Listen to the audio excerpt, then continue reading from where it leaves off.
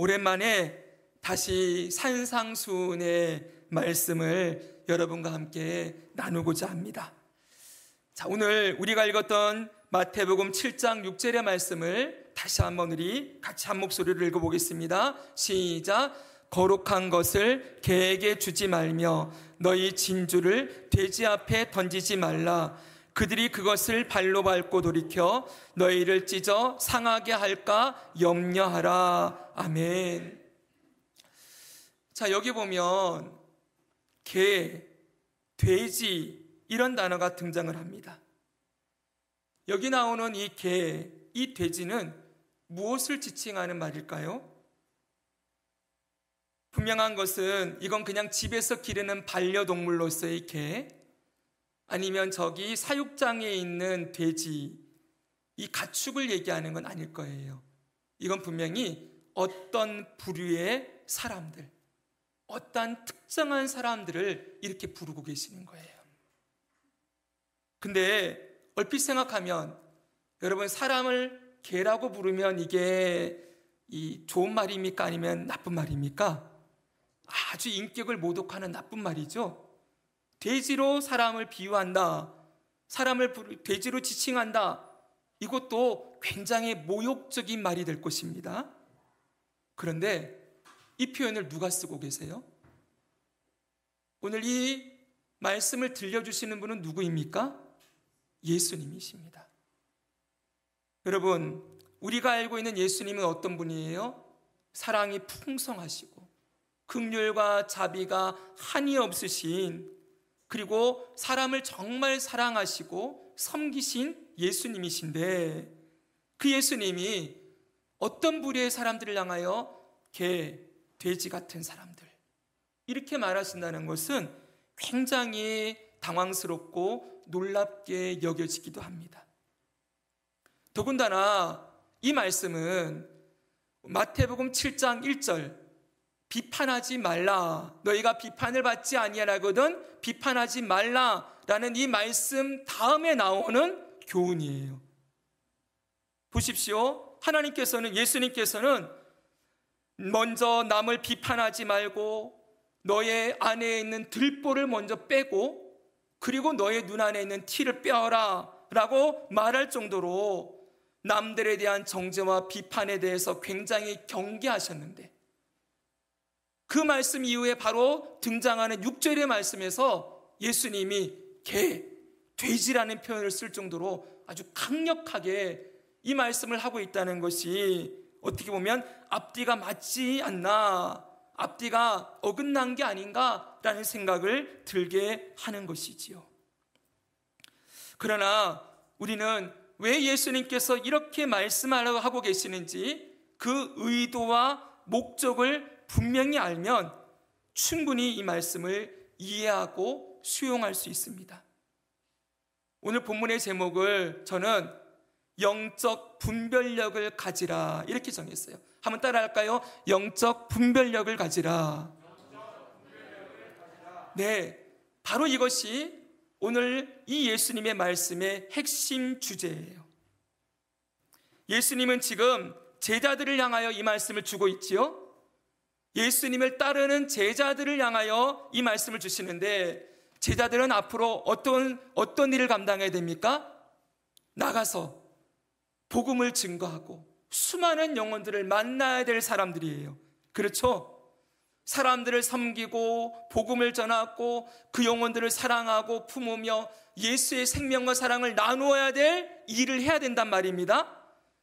근데 앞으로 이 제자들이 세상에 나갔을 때 분명히 개와 같은 사람, 돼지와 같은 사람들을 만나게 될 것이다.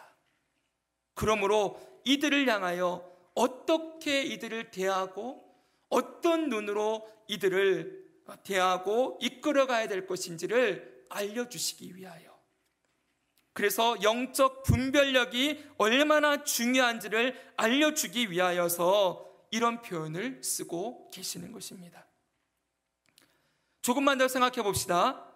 예수님께서 제자들을 향하여 비판하지 말라라는 말씀을 주실 때, 이 비판하지 말라의 비판의 정의가 무엇이었습니까? 이것이었습니다.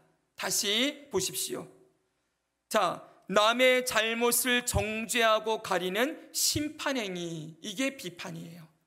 근데 그 밑에 좀 길게 풀어서 써놨죠. 여기만 한번 읽어봅시다. 시작. 함부로 남의 행동을 판단해서 내가 재판장이 되어 정죄하고 심판행위, 혹평 또는 악평을 하는 것, 이게 비판의 정의예요.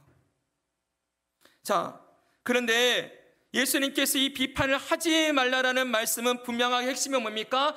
정죄하고 혹평하지 말아라, 이것이 핵심인데, 우리가 이 말씀을 대할 때 거꾸로 그런 무조건 어떤 사람들이 하는 말이나 행동을 무조건적으로 수용하고 받아들여야 한다라는 말씀으로 이해하면 절대 안 된다는 거예요. 비판하지 말라는 말씀을 어떤 행동을 해도 어떤 말을 해도 판단이나 분별을 하지 않고 뭐 그럴 수 있지, 뭐 저 사람 생각은 그런가 보지, 뭐 저렇게 행동해도 되나 보지, 무조건적으로 그걸 다 허용해서는 안 된다는 거예요. 우리는 이 비판하지 말라의 이 범위를 너무 넓게 확장해서 그냥 모든 사람을 다 사랑하고 모든 사람을 다 이해하고 수용하는 그런 말씀으로 이 말을 적용하면, 말씀을 적용하면 잘못 적용하는 거라는 거예요. 왜 그렇습니까?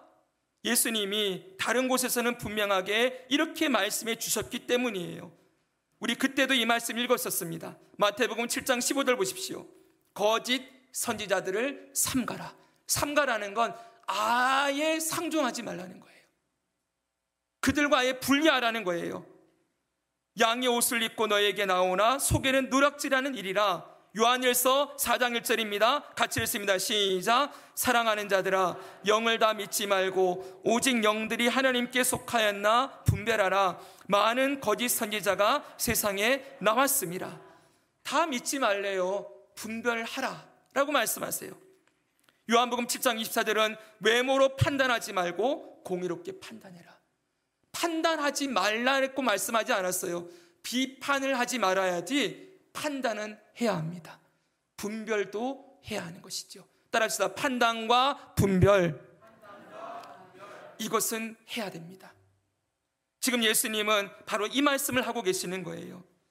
그리스도인들이 이 세상을 살아가면서 가져야 될 바른 태도는 비판은 하지 말되 정죄, 그 사람이 죄인이다라고 정해놓고 내가 재판장이 되어 저 사람 저거 죄인이야 그래놓고는 혹평, 그 사람을 미워하고 험한 말을 쏟아내고 악한 말을 쏟아내는 일, 그건 하면 안 된다는 거예요. 그러나 잘못된 말과 행동에 대해서는 정확하게 판단하고 분별해야 한다. 이것을 가르치기 위하여서 이렇게 말씀하시는 거라고요. 그래서 오늘 예수님 말씀은 그리스도인의 영적 분별력, 따라합시다. 영적 분별력. 그리스도인의 영적 분별력에 대한 말씀이다. 이렇게 이해하고 오늘 본문의 내용을 한번 살펴보겠습니다. 그럼 다시 본문을 보겠습니다. 여기서 보면은 개와 돼지와 더불어서 예수님이 또 하실 말씀이 있어요. 거룩한 것, 진주. 거룩한 것은 개에게 주지 말고 진주도 돼지 앞에 던지지 말아라. 여기 나오는 거룩한 것과 진주가 무엇일까요? 거룩한 것과 진주. 네, 이건 여러분 거룩한 복음 그리고 진리의 말씀을 뜻하는 거예요. 거룩한 복음, 진리의 말씀. 예수 그리스도가 우리의 구주이시다, 하나님의 아들이시다 라는 이 복음, 이 거룩한 복음과 이 진주와 같이 보배로운 하나님의 말씀, 이 말씀을 개하고 돼지에게 주고 던지지 말라라고 말씀하세요. 여러분, 여기서 우리는 중요한 걸 알 수가 있습니다. 우리가 가지고 있는 이 복음, 예수 그리스도가 하나님의 아들이시고 그리고 구주이십니다 라는 걸 믿는 이 복음과 하나님의 기록된 말씀은 너무나 존귀하고 보배롭고 소중한 거라는 거예요. 여러분, 이것에 대해서 예수님이 이 복음과 말씀이 얼마나 중요한지를 이렇게 가르치고 계세요. 마태복음 13장 보겠습니다. 천국은 마치 밭에 감추인 보화와 같으니 사람이 이를 발견한 후 숨겨두고 기뻐하며 돌아가서 자기의 소유를 다 팔아 그 밭을 사느니라. 그 다음 보세요. 천국은 마치 좋은 뭘 구한다고요? 진주를 구하는 장사와 같으니, 극히 값진 진주 하나를 발견하되 가서 자기의 소유를 모두 다 팔아 그 진주를 사느니라. 여러분, 여기 밭에 감추인 보화, 이 진주는 바로 하나님 나라 복음을 얘기하는 거예요. 이 하나님 나라 이 복음이 얼마나 중요하면 내 소유를 다 팔아서 사야 할 만큼 그게 존귀하고 보배롭대요. 우리가 가진 이 복음, 그리고 하나님의 말씀, 이게 얼마나 존귀하고 소중한 것인지 여러분은 그 가치를 인정하고 있습니까? 네. 여러분, 오늘 다시 한번 우리가 가진 이 복음이 얼마나 보배로운 것인지, 예수님께서 자기의 생명을 버려서 우리를 구원하셨다는 이 복된 소식이 얼마나 귀하고 소중한 것인지를 우리가 다시 한번 깨닫는 시간이 되기를 축복합니다. 자기의 소유를 다 팔아서 살 만큼 이게 소중한 거래요. 그런데 이만큼 소중한 이것을 누구에게 주지 말라고요? 개와 돼지에게는 던지지 말래요. 이 소중한 것의 가치가 그만큼 크기 때문에 이것을 개와 돼지처럼 마구 짓밟고 그것을 해치는 자들에게는 이걸 주지 말아야 한다라고 예수님이 가르치고 있다는 것입니다. 사랑하는 여러분, 여기에 우리가 이런 생각할 수 있어요. 아니, 목사님, 예수님은 어디를 가든지 복음을 전하라고 하셨고 어디를 가든지 누구에게든지 말씀을 가르치라고 하셨는데 왜 개와 돼지 같은 사람들에게는 이걸 하지 말라고 하십니까? 아예 주지도 말라고 하십니까? 이렇게 생각할 수 있을 것입니다. 근데 여러분, 그러면 우리가 생각해 봐야 돼요. 이제 그럼 도대체 예수님이 그토록 이 좀 혐오스러운 표현을 쓸 만큼 개와 돼지라고 표현했던 사람들이 누구이길래 예수님이 그들에게는 이 거룩한 것 진주를 주지 말라고 하셨는가? 세 가지 부류의 사람이 있습니다. 오늘 본문을 준비하기 위해서 제가 참 여러 주석과 책들을 참고를 했습니다. 곳곳에 보면은 어떤 목사님은 이 부분을 얘기하고 어떤 분은 신학자는 요걸 얘기하고 하는데, 제가 오늘 드리는 이 설교는 그 모든 걸 종합해서 크게 보니까 세 부류의 사람들을 향하여 이 말씀을 주시는 것이라고 해석을 해봤어요. 그래서 이것을 정리해서 여러분들께 말씀을 드리는 것입니다. 첫째, 예수님께서 말씀하신 개와 돼지 같은 부류의 사람들은 앞에서 우리가 읽었던 말씀에 나오는, 따라합시다, 거짓 선지자들, 거짓 복음을 전하는 이단자들, 복음을 전하는 이단자들, 이들을 뜻하는 거예요. 아까 읽었지만 다시 보겠습니다. 마태복음 7장 15절, 거짓 선지자들을 삼가라. 요한일서 4장 1절에도 영들을 분별하라, 많은 거짓 선지자가 나왔습니다, 이렇게 말씀해요. 우리가 읽는 이 신약 성경에 곳곳에서 예수님은, 그리고 하나님은 거짓 선지자들과 이단자들에 대한 경고의 말씀을 너무나도 많이 주고 있어요. 베드로후서 2장 1절도 보겠습니다. 그러나 백성 가운데 또한 거짓 선지자들이 일어났었나니 이와 같이 너희 중에도 거짓 선생들이 있으리라. 거짓 선지자, 거짓 선생들이 있다는 거예요. 이들이 뭐랍니까? 그들은 멸망하게 할 이단을 가만히 끌어들여. 누구를 끌어들인다고요? 이단을 끌어들여서 자기들의 사신주를 부인하고 임박한 멸망을 스스로 취하는 자들이다.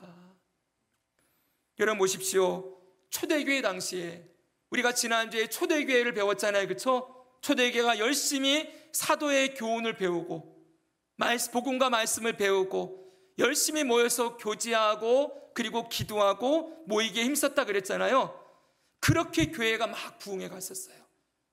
근데 이 교회 역사에, 이 교회도 역사가 있지 않습니까? 이걸 교회사라고 하거든요. 신학교 가면 교회사를 반드시 배웁니다. 교회가 어떻게 시작되었고 어떻게 흘러왔는지를, 역사를 배우는 거예요.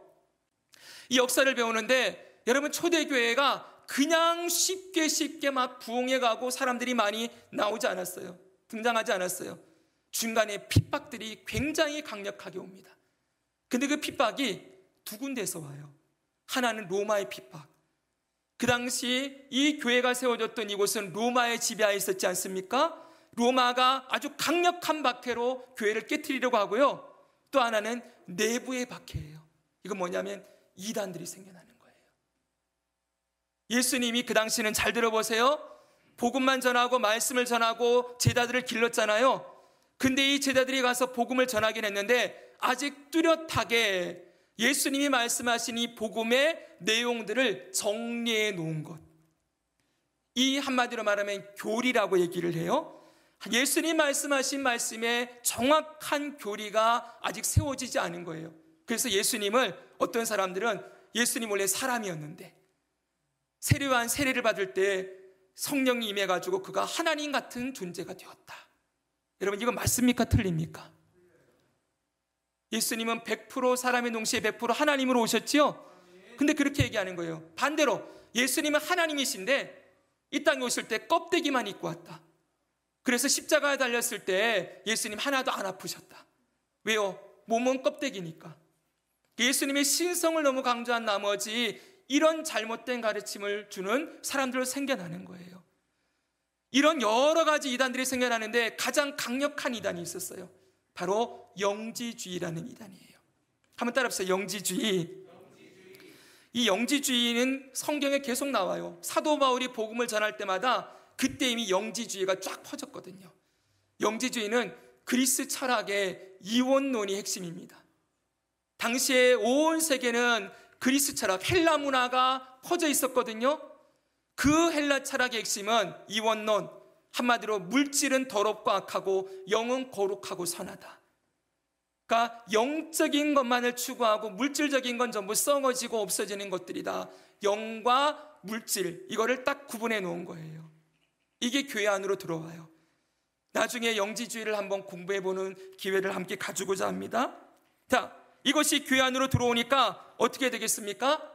이제 예수님 믿는 것도 자꾸 뭘 추구할까요, 여러분?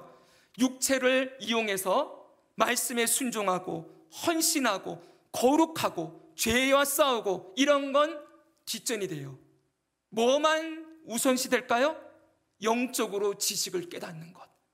맨날 말씀을 파고 말씀을 듣고 이거를 연구하는 일, 지식을 길러가는 일에 집중하기 시작했어요. 근데 그것만 아니에요. 지식에 집중하면서 뭘 추구하기 시작하는 거예요? 영적인 세계를 자꾸 보고 싶어 하는 거예요. 영적인 세계를 자꾸 경험하고 싶어 해요. 그러니까 이게 뭘로 가게 될까요? 반드시 신비주의로 가게 되는 거예요.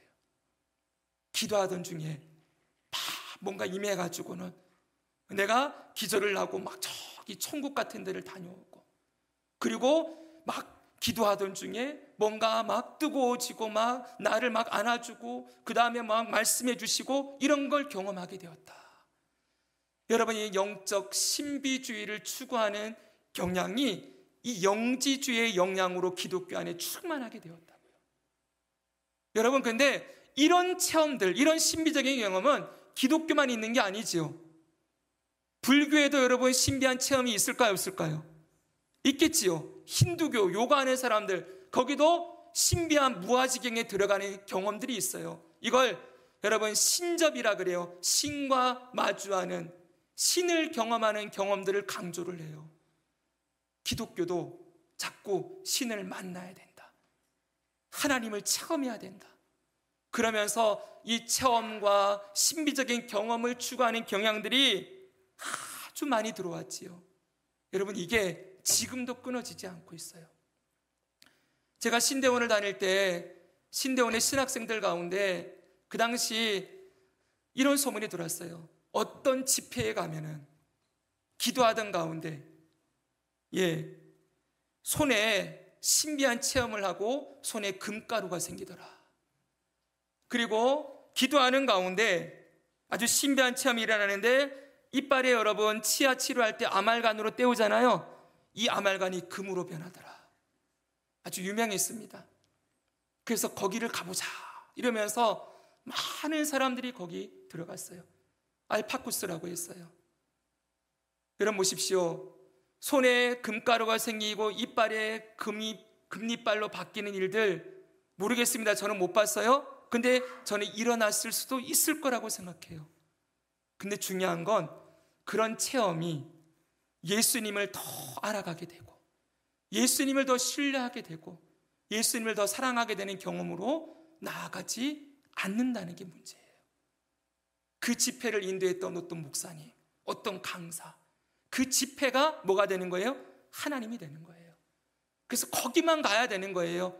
거기만 쫓아다니면서 계속 더 신비한 경험을 하기 위해서 쫓아다니는 일들이 일어나기 시작했던 것이지요. 여러분, 지금도 어떤 목사님에게 가서 기도를 받으면 뭐가 영이 열리더라, 영적인 세계를 경험하게 되더라, 거기 가서 안수받아야 뭐가 체험되더라. 여러분, 오늘날도 이런 일들이 너무 많이 있죠, 그렇죠? 근데 그렇게 쫓아가는 분들이 정말 진중하게 주의 말씀을 탐구하고 말씀 안에서 하나님을 알아가고 몸을 쳐서 복종시키며 말씀대로 살아가려고 몸부림치는 일들이 함부로 말할 수 없지만 잘 일어나지 않아요. 맨날 더 많이 체험하려고 하고 더 많이 경험하려고 하지. 사랑하는 여러분, 이렇게 신비주의로 나아가는 영적인 경향성이 생겼잖아요. 근데 반대급부가 또 있어요. 이건 뭐냐면 영지주의는 아까 육은, 물질은 쓸모없는 거라 그랬잖아요. 그렇죠? 그러면 어떻게 하겠습니까? 예수님을 믿는데, 신앙은 가지고 있는데 육체는 마음대로 살아도 된다 가르치는 일들이 일어나는 거예요. 어차피 몸은 썩어져서 없어질 거니까. 뭔지 알겠지요? 이것이 기독교 안으로 들어왔어요. 들어와서 구원파와 같은 이단을 만들어냈어요. 구원파는 사람이 한번 예수님 믿고 믿음을 고백하고 구원받으면 절대로 죄를 안 짓게 된다. 그래서 몸 회개할 필요도 없다, 이렇게 가르쳐요. 그러니까 예수 믿고 난 뒤에는 아무렇게나 살아도 되는 거예요. 근데 그걸 자기가 죄라고 인식할 때가 있겠지요. 근데 내가 죄를 지었다라고 말하면 구원 못 받은 사람이 돼요. 이건 나중에 자세하게 또 한번 여러분 구원파에 대해서도 나눌 기회가 있을 거라 생각합니다. 이렇게 말하면, 그럼 내가 죄를 지었다라고 생각하면 뭐 하면 되는지 아세요? 내가 좀 실수했네, 그러면 되는 거예요. 절대 죄 지었다는 말을 사용 안 해요. 왜요? 예수 믿고도 죄를 지었다는 걸 인정하는 순간 나는 구원 못 받은 게 되는 거니까. 여러분, 요즘은 좀 교리를 바꿔서 자백한다라는 말로도 바꿨다고 하는데 그건 진정한 회개가 아닙니다. 여러분 보십시오. 바로 이것 또한 영지주의의 변형이에요. 오늘날 우리가 살아가는 이 세상은 이단과 사이비의 홍수 속에 지금 놓여져 있습니다. 신천지가 판을 치고 하나님의 교회가 수없이 교세를 확장해가고 또 정명석 같은 이단이 젊은이들을 유혹하고 미혹하는 일들이 온 땅을 휩쓸었습니다. 이런 토종 사이비 이단도 있고요. 그리고 전 세계적으로 유행하는 이단도 있습니다. 안식일교, 토요일 날 예배드려야 된다. 그리고 여호와의 증인, 여러분 이런 악한 이단들도 이 땅에 판을 치지요. 혹자는 이렇게 얘기할 수 있습니다. 아니 목사님, 왜 이렇게 이단들이 많아요? 왜 기독교만 이단들이 이렇게 많아요? 라고 말할 수 있겠지만 여러분 불교도 가면은 수많은 종파들이 있고요. 아무튼 그런데 중요한 건 우리가 믿는 이 복음이 진짜이기 때문이에요. 여러분 진짜는 뭐가 많습니까? 짝품이 많습니다. 그렇죠? 어떻게든 진짜를 모방해서 그것처럼 보이려고 하는 짝퉁들이 너무 많이 나오지 않습니까? 진짜에는 짝퉁들이 나오기 마련이에요. 분별해야죠. 그리고 거기에 하나 더 큰 이유가 있어요. 여기에는 사단의 미혹의 역사가 있는 거예요. 따라서 사단의 역사. 사단이 하는 일이 뭡니까? 어떻게든 하나님을 거부하고 하나님을 믿지 않게 하고 구원에서 떨어뜨려서 그 사람을 멸망길로, 지옥길로 끌고 가려는 것이 태초로부터, 저 아담과 하와 때로부터 사단의 역사예요. 지금도 사단은 그 일을 열심히 하고 있는 거예요. 근데 이 사단이 무엇을 이용해서요? 이단을 이용해서, 사이비를 사용해서 그 일을 하고 있다. 꼭 이걸 여러분 알고 계셔야 돼요. 저는 예전에 정명석 같은 그 말도 안 되는 사람이 수많은 대학생들을 미혹하고 악에 빠뜨리는 걸 보면서 우리 그런 생각 한 번 하지 않았습니까? 저 똑똑한 이대생들이, 저 똑똑한 대학생들이 어떻게 저 말도 안 되는 사람한테 가서 그 얘기를 듣고 아멘 그러고 추종하고 있나? 여러분, 얼마나 말도 오늘하고, 제가 인격 모독하는 게 아니라 실제로 영상에 나왔지 않습니까? 그런 존재를 왜 따라갈까요? 이성이 바르게 작동하고 있으면 그럴 수가 없어요. 뭐가 역사하는 거예요? 사단이 역사하는 거예요. 그 눈과 귀와 생각을 다 마비시켜 놓고 그것에 쑥 빠져들게 만들어서 거기서 하는 말에 자신의 모든 걸 내어줄 만큼 완전히 세뇌시켜 버리는 것이죠. 사람이 하는 일이 아니에요. 그 뒤에 사단의 역사가 있어요. 그렇기 때문에 여러분, 우리는 분명하게 알고 있어야 됩니다. 그리고 여러분, 이단과 사이비들이 뭘 합니까? 사단의 종이 되어서 자기들만 멸망길로 가고 끝나지 않아요. 꼭 이들이 하는 일이 있지요. 복음과 진리를 왜곡시켜요. 하나님 말씀을 항상 이단에 가면은 여러분, 성경책 외에 자기들만의 교리책이 있습니다. 그러니까 여기가 이단인지 아닌지 알려면 성경만 가지고 얘기하느냐 아니면 이단 교리책 가지고 얘기하느냐 딱 보면 알아요. 그리고 성경 이리저리 뒤적여 가면서 자기들 마음대로 편집해 놓아요. 복음과 진리의 말씀을 왜곡할 뿐만 아니라 교회와 성도들의 믿음과 신앙을 흔들고 무너뜨리는 일을 지금도 서스럼 없이 하고 있는 거예요. 그래서 여러분, 예수님이 이들을 개와 돼지들과 같다라고 말씀하시는 것이지요. 다시 말씀드립니다. 여기 나오는 개와 돼지는 집에서 기르는 반려동물, 가축이 아니에요. 여기 나오는 개는 들개들이에요. 여기 돼지들은 야생에서 서식하는 멧돼지들이라고 보셔도 돼요. 이들은 어떻습니까? 더럽고 불결하지요. 그리고 이들은 파괴적이고 공격적이지요. 그래서 마치 거짓 선생과 거짓 이단들이 진리를 왜곡하고 더럽히고 교회와 성도들을 파괴하고 공격하는 그것을 가지고 예수님이 이들이 개와 돼지 같은 존재들이다, 이렇게 말씀하시는 겁니다. 그래서 빌립보서 3장 2절은 우리에게 이렇게 말씀하고 있어요. 같이 한번 읽겠습니다. 시작. 개들을 삼가고 행악하는 자들을 몸을 상해하는 일을 삼가라. 아멘. 여기 보세요. 개들을 삼가고. 요한계시록 22장 15절에도 나옵니다. 같이 한번 읽습니다. 개들과 시작. 개들과 점술가들과 음행하는 자들과 살인자들과 우상 숭배자들과 및 거짓말을 좋아하며 지어내는 자는 다 성 밖에 있으리라. 아멘.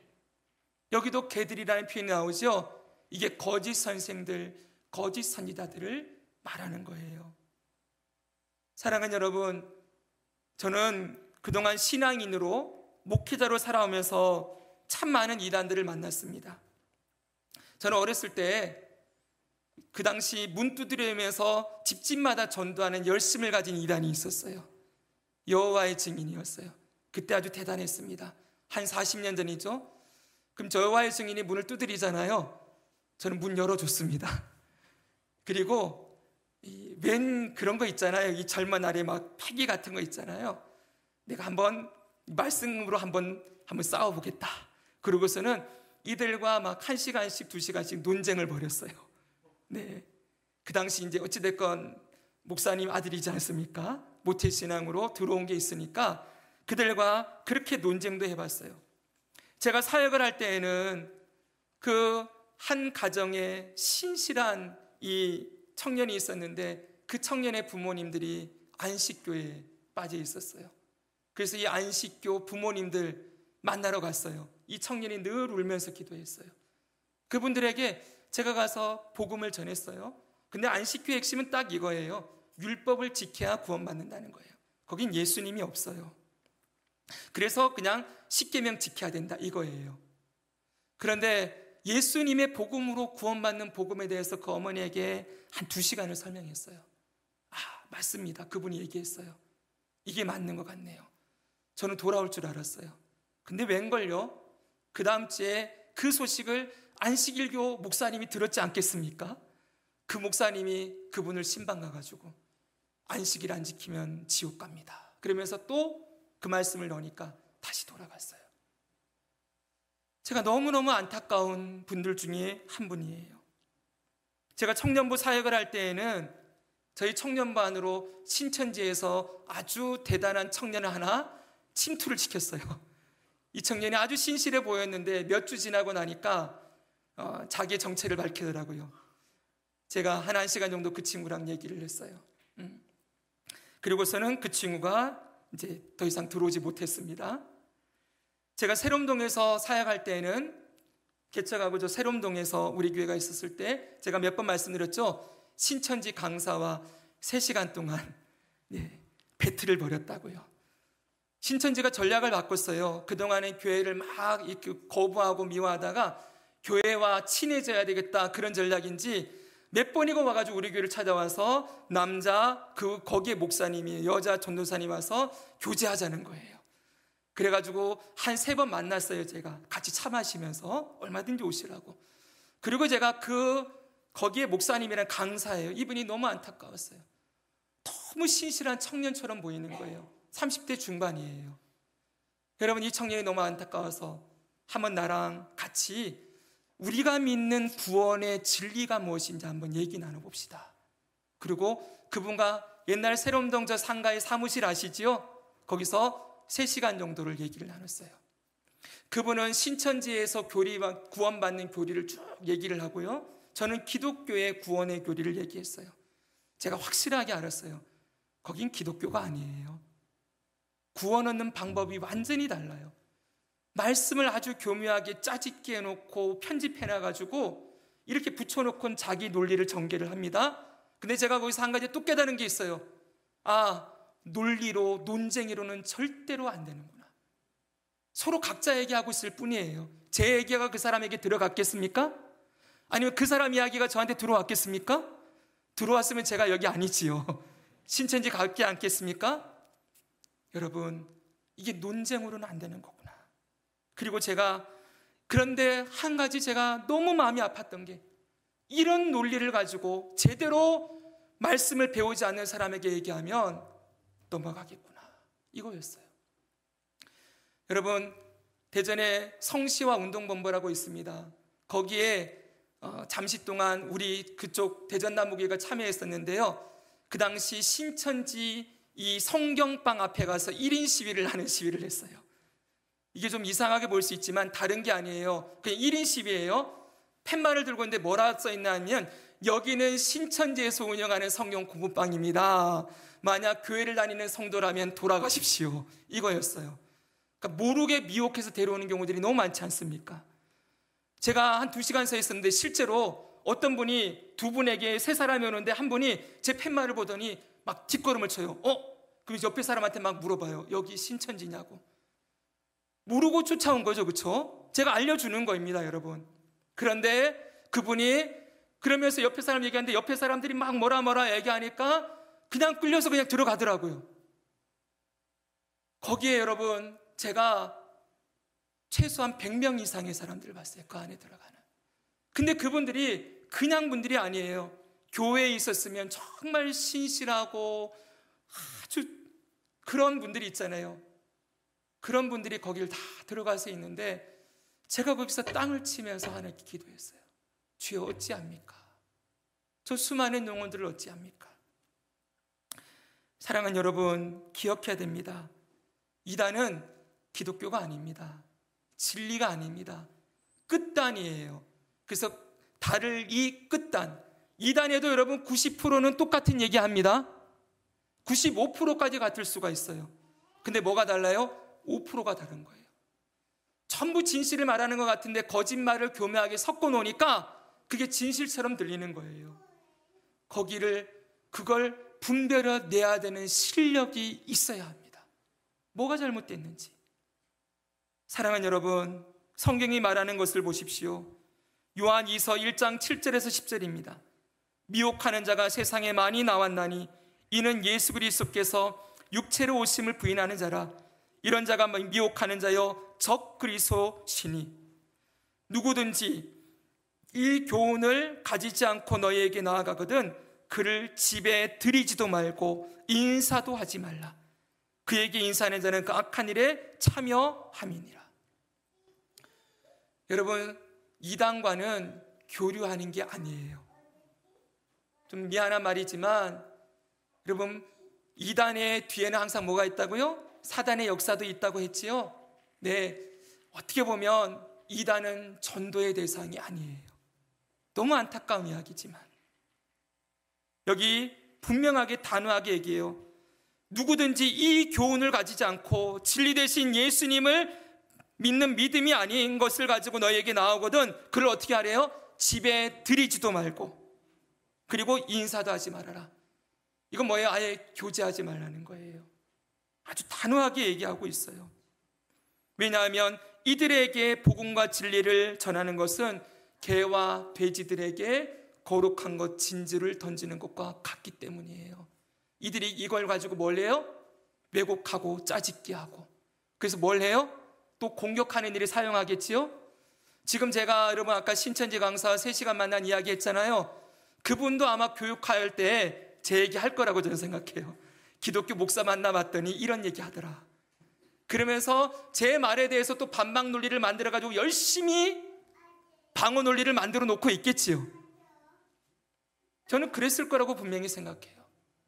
사랑하는 여러분, 이단들은 절대로 우리가 교제와 전도의 대상이 아니라 경계하고 분별해야 될 대상이고 영적 전쟁의 대상으로 보아야 한다. 이것이 오늘 예수님이 가르치는 말씀이에요.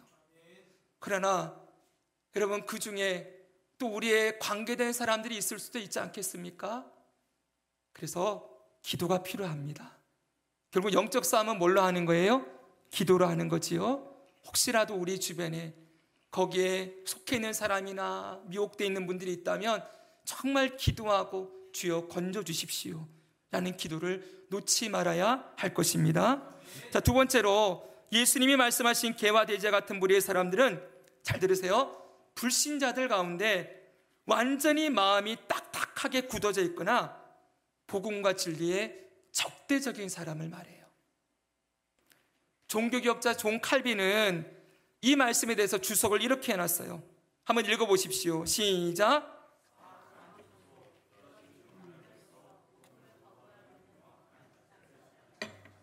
네, 우리 복음을 전하다 보면, 전도하다 보면 이런 분들 만나지요.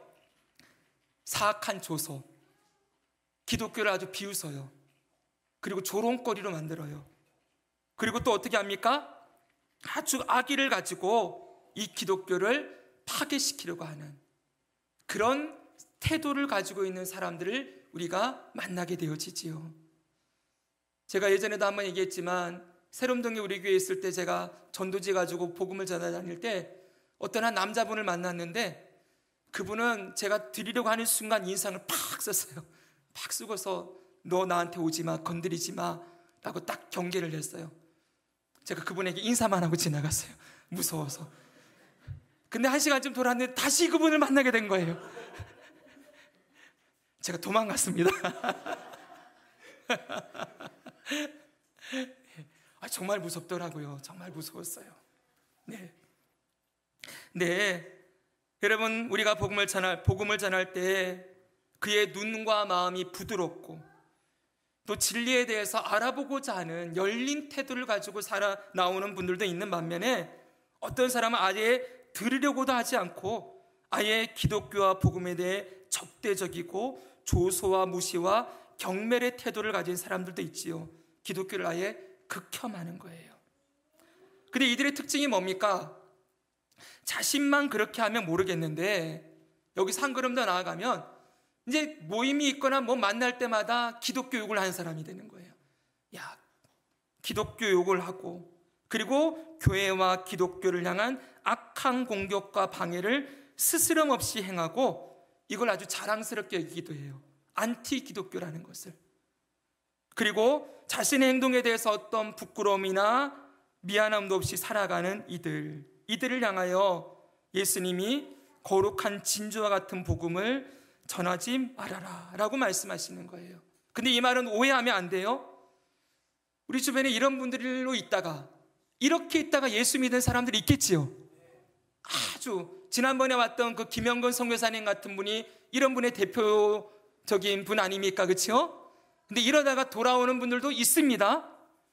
그래서 여러분 말씀드리는 거예요. 예수님이 하신 말씀은 그들에게 섣불리 이것을 전했다가는 오히려 전하다가 상처받기도 하고, 오히려 이것이 전혀 그 사람에게 지금 도움이 되지 않기 때문에 여러분 뭘 해야 된다는 거예요?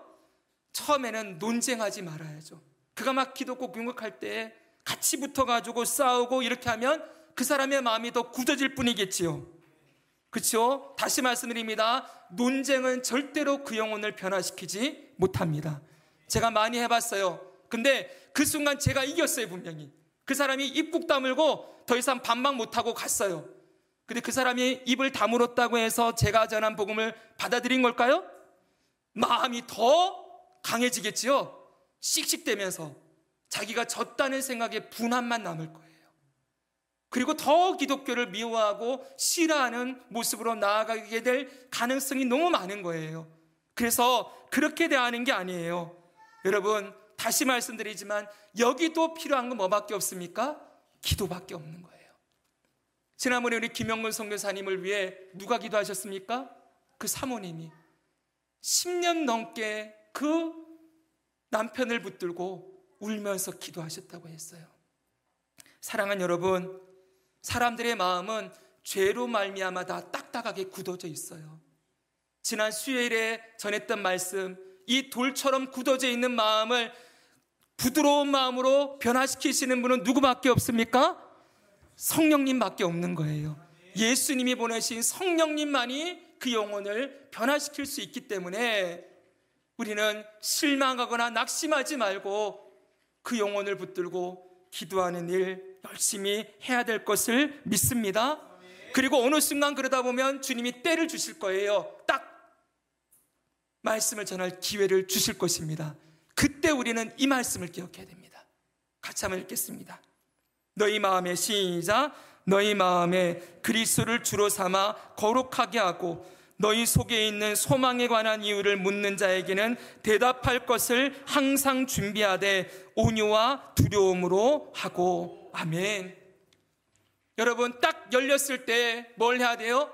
우리 마음에 주님으로 삼는 그리스도를 바르게 전할 수 있는 준비를 하고 있어야 되는 거예요. 너희 속에 있는 소망의 이유, 너는 어떻게 그렇게 고난 중에 웃을 수가 있니? 어떻게 그 아픈 상황 중에 믿음을 지킬 수 있니?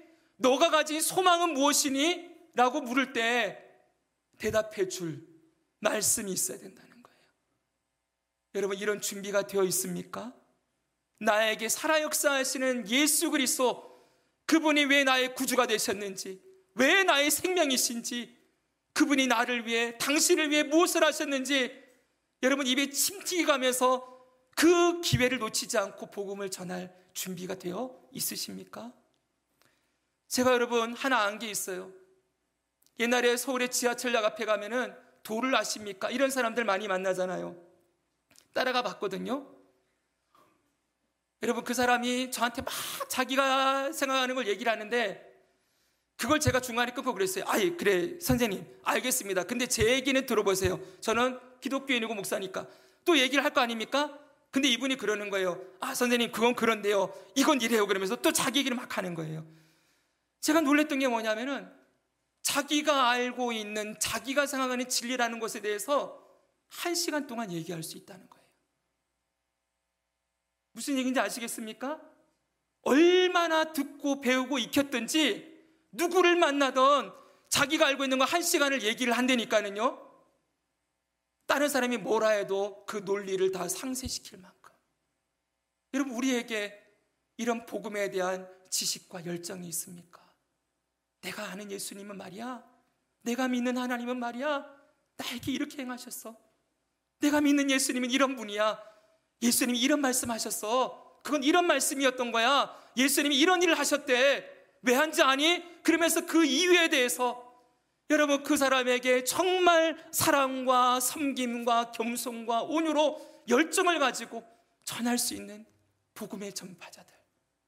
사랑하는 여러분, 이런 사람들이 오늘날 너무 필요하지 않습니까? 우리에게 소망의 이유를 물을 때, 네 안에 계신 예수님은 어떤 분이냐라고 물을 때 우리가 그들에게 이 복음을 전할 준비가 되어 있는 자들로 세워지고 사용되기를 축복합니다. 아멘. 마지막 하나입니다. 여기 게마대제 같은 무리의 사람들은 기독교를 빙자해서 자기의 이익을 추구하는 사람들을 지칭하는 거예요. 이들이 누굽니까? 예수님 당시에 바리새인과 종교 지도자들이에요. 이들은 하나님의 이름을 악용해서 자기들의 이익과 배를 채웠어요. 재물 장사도 하고 성전에서 돈 바꾸는 일도 하고 하면서 이들은 종교 지도자라는 그 위치와 지위를 이용해서 이 성도들의 배를 착취하고 자기들의 배를 불렸던 사람들이에요. 그래서 예수님이 이들을 향하여 뭐라 그럽니까? 이 외식하는 자들아, 이 독사의 자식들아, 이렇게 말씀하시지요. 여러분, 그리고 사도행전 8장을 보면은 저를 보십시오. 마술사 시몬이라는 사람이 나와요.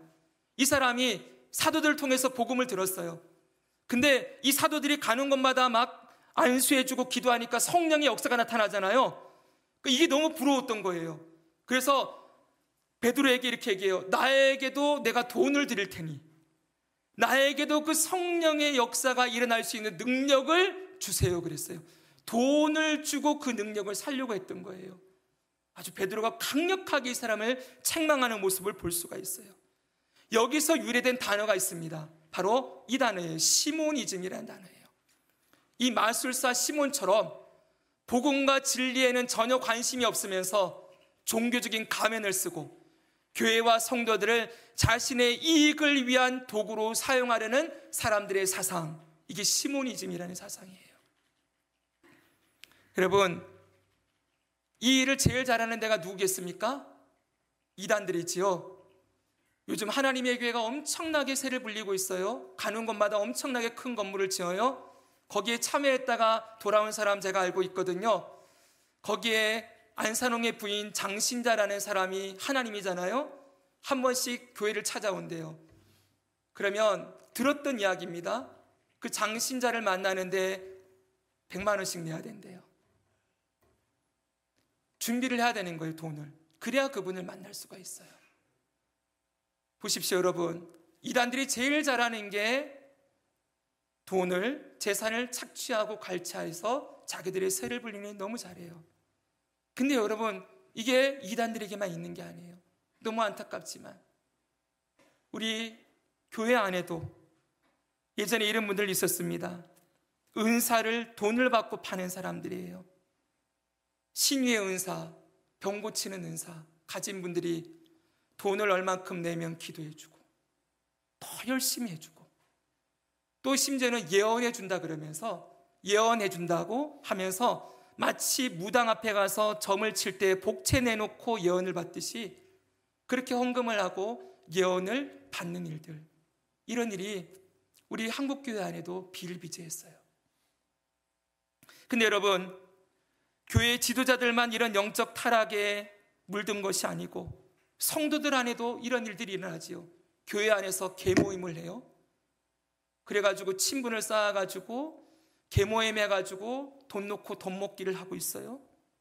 전도를 핑계로 악한 자들과 교제를 하고 상품 판매, 내가 무슨 일을 하는데 어떤 교회에 다녀야 사람들을 많이 만나가지고 이 상품을 잘 팔 수 있겠다. 복음과 진리에는 관심이 없으면서 오로지 이익의 도구로 교회를 이용하려고 하는 사람들, 여기 다 해당된다고 말할 수 있을 것입니다. 이들이 하는 일들이 뭡니까? 그냥 교회를 그냥 두지 않아요. 큰 분란과 문제를 일으키죠. 여러분, 교회 안에서 투자고도 받아가지고 서로 투자하고 하다가 그 사람이 나중에 도망쳐가지고 교회 전체가 무너지고 아픔을 당하는 일들 우리가 종종 듣지 않습니까? 여러분, 아까 개와 돼지들의 습성이 뭐라 그랬어요? 거룩한 것과 진주를 발로 짓밟고 그걸 무너뜨리는 일을 한다는 거예요. 사랑하는 여러분, 그래서 베드로 5세의 말씀은 이렇게 말씀하고 있습니다. 2장 3절입니다. 같이 읽습니다. 시작.